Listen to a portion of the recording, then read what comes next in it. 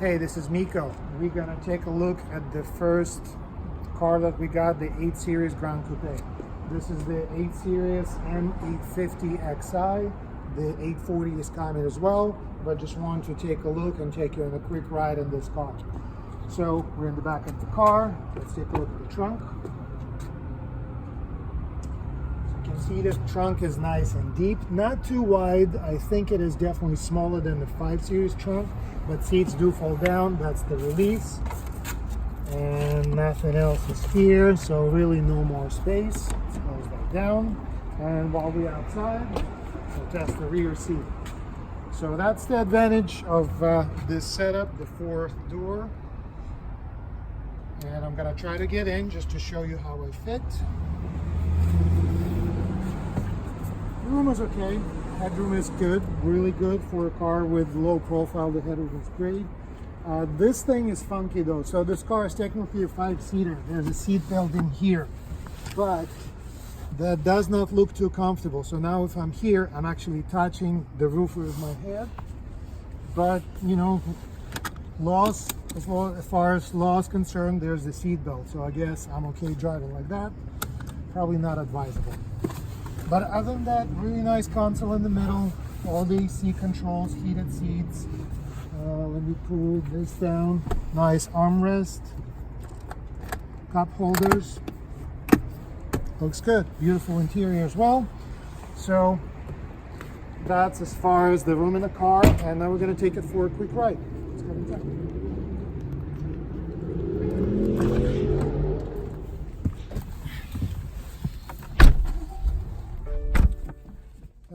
Seat belts. Hold this for you. All right, this is the V8 turbocharged. About 550 horsepower, 3.7, 0 to 60. Right now it looks like this car is competing with Mercedes GT. They have a comparable model, very similar in size.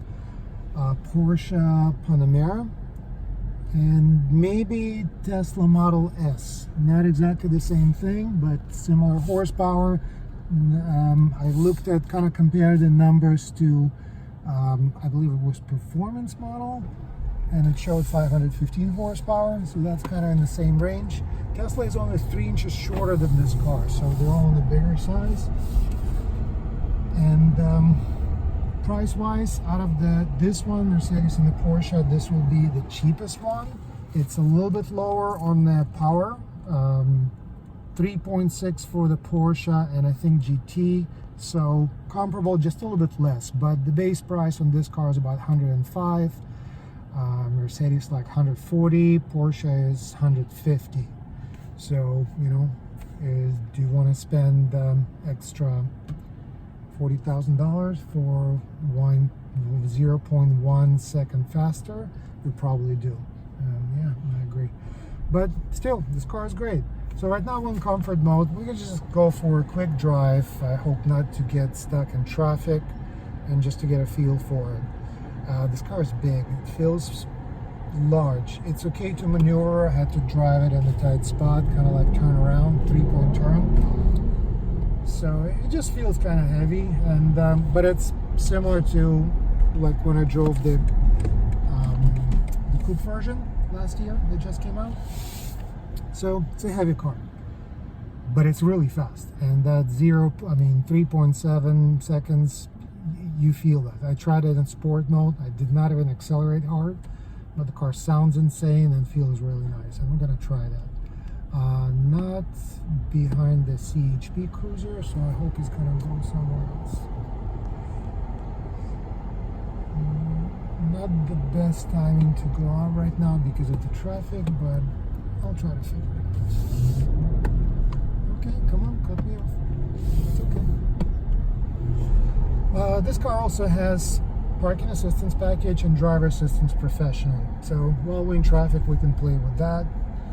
So the way to play with that, I'm just gonna activate it right now. So this is the adaptive cruise control, basically self-driving. And I'm just adjusting it to give me the closest distance to the car in front of me. I'm not holding the brake. And we're just gonna see what it's gonna do when this car moves. I might need to touch the acceleration. Nope, I didn't need to touch that. So I do need to keep my hand on the steering wheel, otherwise the steering assist will disengage. Also returning, so as soon as I push the turning stop, that thing disengaged. But I'm not touching the gas, I'm just following the car in front. And it's set at 25 miles an hour. I can adjust it here. I can put it, doesn't matter, I can put it at 90. It's just going to follow the car in front of me. This is what BMW calls traffic jam assistant. It's just part of the adaptive cruise control. It's the same thing, it's the same feature, but it gives you a lot of different things, a lot of different ways you can use that. And that's what I'm using right now. So again, the car just stopped. I did not touch the brake. I'm not touching the gas. I'm just sitting here kind of relaxed and hoping I'm not going to bore you too much while I'm waiting for the traffic to pass. We're in south of Marquette in San Francisco, just past Airbnb headquarters. And, you know, just traffic all around. What else we got? On this navigation system, the latest I drive, I like to pull the driving information and sport displays. So that's a really cool display that I like. Also, this is the live Cockpit Pro, so fully digital display. This that I can change to. Right now it shows me the sport displays. I can toggle to G-force, infotainment, just pull a lot of different things. And we're still in the self-drive mode. Right now it gives like a little chime because the steering disengaged. It did not catch the lines, I guess. And I'm gonna try to hop on the freeway just to get a feel for it. So let's disengage this thing and let's go to sport mode.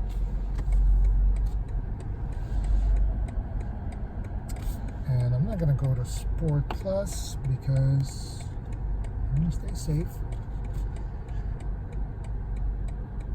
But we're gonna have a little bit of fun. Hopefully there's not a lot of traffic, and I just want to feel for it. Just a little taste. Okay, people running red lights. Alright, here we go.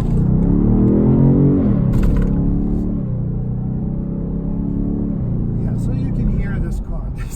This sound this is a different level. I don't remember the Coupe sounding like this. This is something else. Also, when we slow down, we're gonna try to get the sound of the exhaust when it downshifts, which is, again, it's on a different level. All right, so we're not going far. I'm just gonna do one more quick acceleration piece.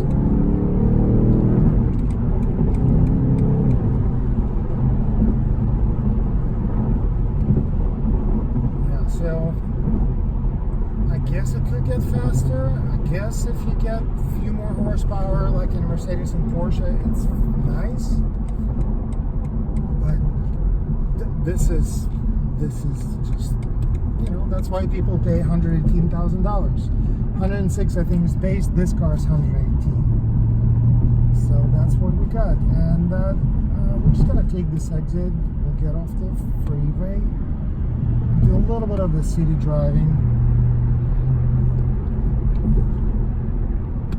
And into Trail.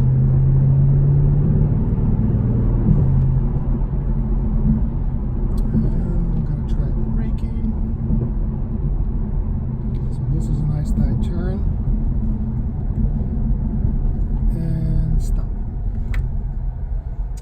And it's just the way these cars stop. This is rear-wheel drive car. This not specifically BMW, but rear-wheel drive cars. Just the way the weight is distributed when the engine is in the right spot and not too far up front, the car just plants itself when you slam on the brakes. It does not dip. It does not. There's absolutely no wiggle in the back or anything like that. It's a really good feel. It gives you a lot of confidence in the car and the way it stops. Okay, so a little bit uphill here.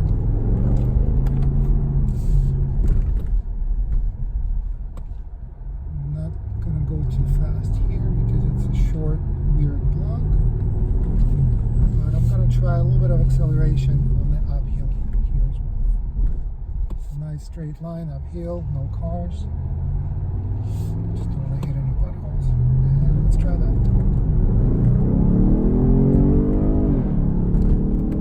Okay, that was 60 miles an hour.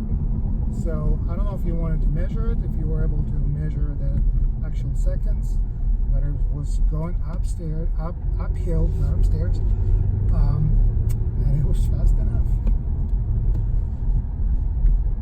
And let's see, we're behind a bus.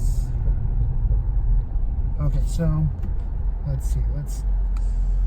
I'm gonna try to open the window and try to get a little bit of the sound of the exhaust when it slows down and downshifts.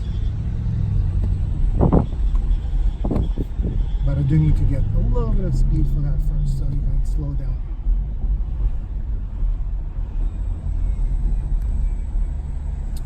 Just hoping to get in front of the bus. Okay, the bus is unloading. I can do that. Okay, so listen to this.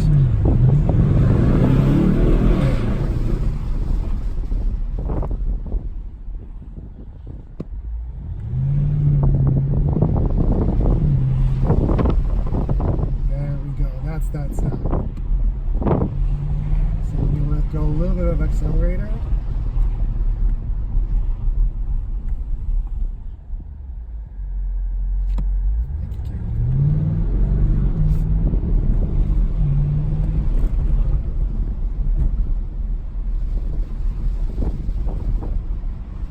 So since we're here, might as well go to the curvy street.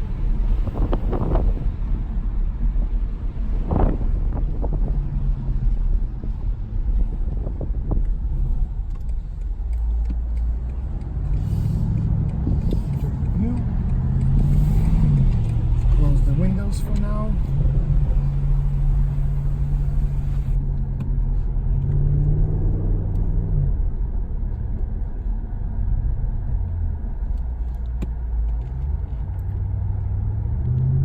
One thing with these cars always you have to think about is visibility, because just the way they're shaped, that four-door coupe thing is not the best thing for visibility.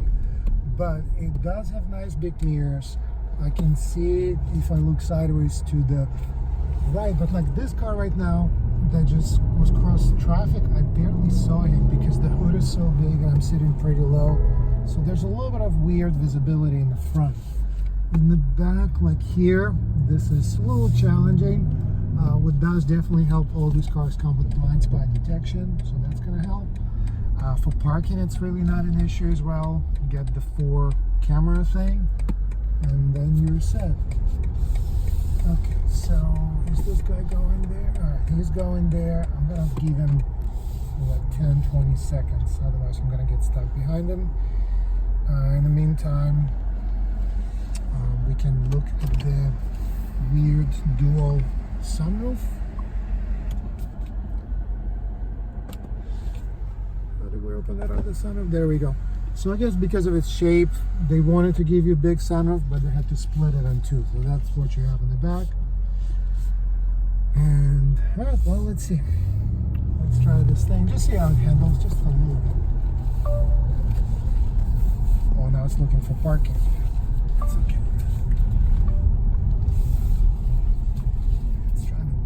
Us, we're just gonna ignore the beeping. But this, like the steering feel on this car, going like this, it's extremely responsive for a car this big. It just cannot get any better than this. Let me just turn this thing off. It was really smooth and easy. Again, it's a long car. It's 200 inches long. So the 6 Series Gran Coupe, the car that this car pretty much replaced, was 197. So it's 3 inches longer. It's just a little longer than the Mercedes, I think, and a couple inches longer than the Porsche. So they're all similar, but this is on the longer side between these cars. All right, so a little bit more uphill, and I think that's it. I think that's enough for this small introduction. Thank you for watching.